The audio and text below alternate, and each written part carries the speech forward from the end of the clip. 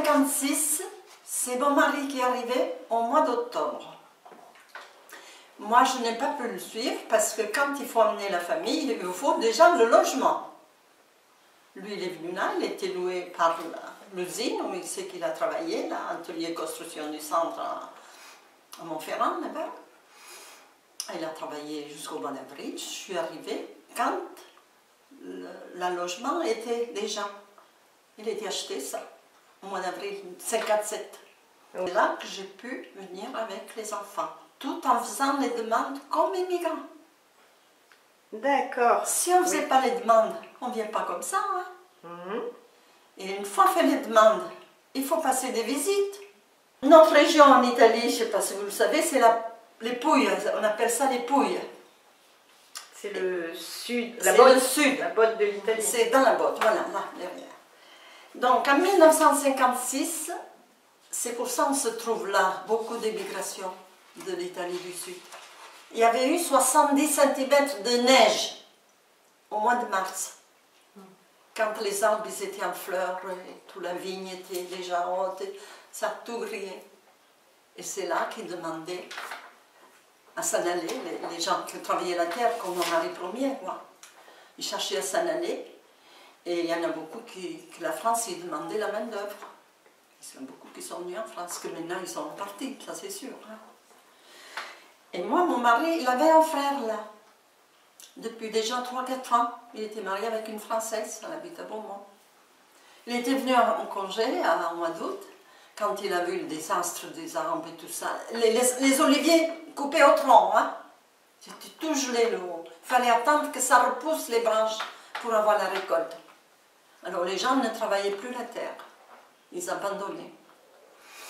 Elle a dit à son frère, tu ne veux pas venir en France, il demande la main d'œuvre et tout ça, si tu veux, je demande à mon patron et puis tout ça.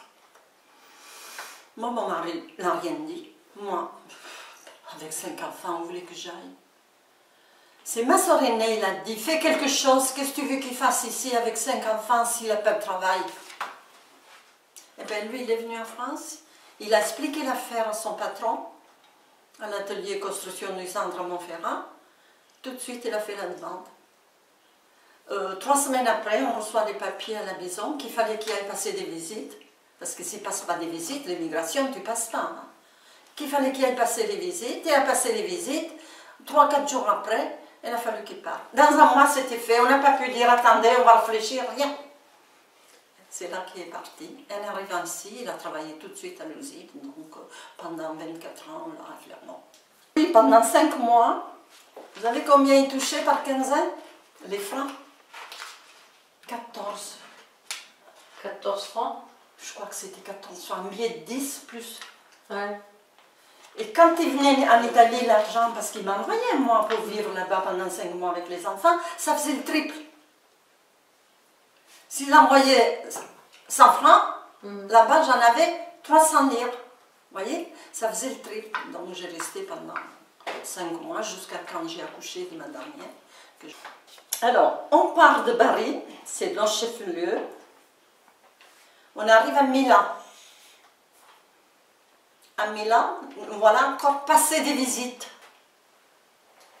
Radio, des poumons, surtout des poumons, et autre chose. Et les papiers s'avançaient comme ça. On est resté une nuit dans un camp où c'est que tous les migrants passaient, quoi, avec les enfants et tout. J'avais ma belle-mère qui m'accompagnait et mon frère Théron Richard. Ouais, avec les 5 enfants. Mon mari l'a dit, je ne peux pas venir te chercher parce que si je m'en vais la place qu'ils m'ont donnée à côté de Nino pour apprendre le métier, je ne l'aurais plus. Parce que lui, il travaillait la terre en Italie. Quand il est venu à l'usine, il fallait apprendre à souder. Parce qu'ils font des voitures de train là-bas. Hein. Il a dit, je ne peux pas. Alors, faites accompagner par ton frère. Et puis ma belle-mère, on est venus ensemble pour les 5 enfants et tout.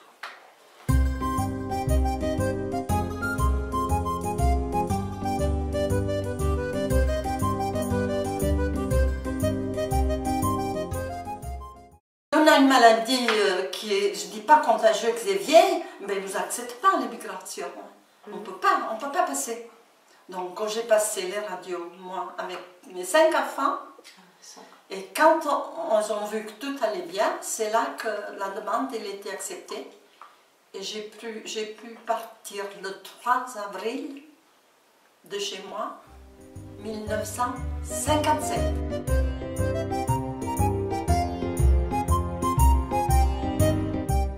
Alors, j'arrive en France à minuit. Clermont était tout illuminé. J'ai dit, oh là là, la mer, tous ces bateaux qui avaient la mer, parce que moi je viens de la mer, c'était pas les bateaux. C'était ce que j'ai vu le lendemain matin, il neigeait. Le 5 avril, il neigeait. Un gros flocon, hein. J'ai dit à mon mari, mais qu'est-ce que je suis venue faire là? Tu m'as fait venir là avec 5 enfants dans l'hiver. C'était pas Romagnan d'aujourd'hui, hein. Les rues, c'était plein de... C'était pas de goudron, c'était la pierre.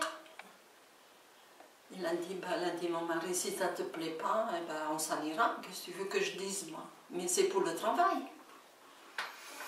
En fin de compte, on a resté, on a fait ce qu'il fallait faire, et c'est tout. Donc, il y avait des familles italiennes qui étaient de chez moi. Il y en avait 2 familles qui étaient de chez moi depuis quelques années. Ils m'ont accueilli en arrivant, bien sûr.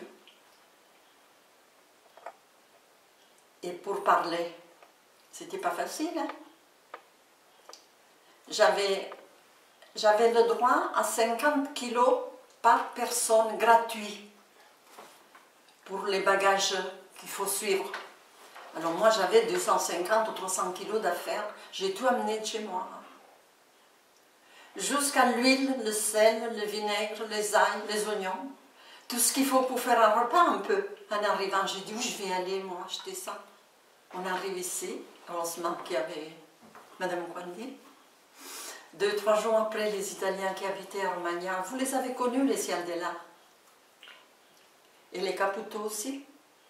C'était de chez moi, on était de la même ville. Ils m'ont emmené chez Madame Quandi. Ils m'ont dit, voilà, il vient d'arriver. S'ils viennent faire les courses, il faut que vous la compreniez un petit peu. Il a dit, mais pas de problème. Il dit, elle prend tout ce qu'elle veut, elle nous le met sur le comptoir. Et après, me faisait répéter. Ça, c'est les spaghettis, ça, c'est la sauce tomate, ça, c'est ci, tout. 1 an, je peux dire que je parlais. Pas l'accent, bien sûr, il est encore un peu, hein. Mais 1 an, je parlais. 58 ans après, oui, ça devait être en 58. Et après, je suis tombée à Saint-Nicolas. Nicolas, il est né en 60. Ouais. Vos enfants parlaient italien, là? Toujours, en arrivant, oui. En arrivant. L'aîné, il avait que 7 ans. Le dernier, Gino, qui habite à Clémenceau, mon fils, il avait que 2 ans et demi. Et celle-ci qui vient de m'appeler, elle avait 40 jours. Je ne vous dis pas le voyage que j'ai fait. Hein. C'est pour ça que j'avais commencé à écrire, que je voulais faire un livre. Mais comme je connais personne, c'est quelqu'un qui peut m'aider. Là, je l'ai commencé, vous voyez, en 2004. Madame Caputo, ils me l'ont vite inscrit à l'école. Quand il venait de l'école, il m'apprenait le français. Maman, ça s'appelle comme ça, le verre, ça s'appelle sur la table et tout ça. Il m'expliquait tout. Moi, c'est avec eux que j'ai appris.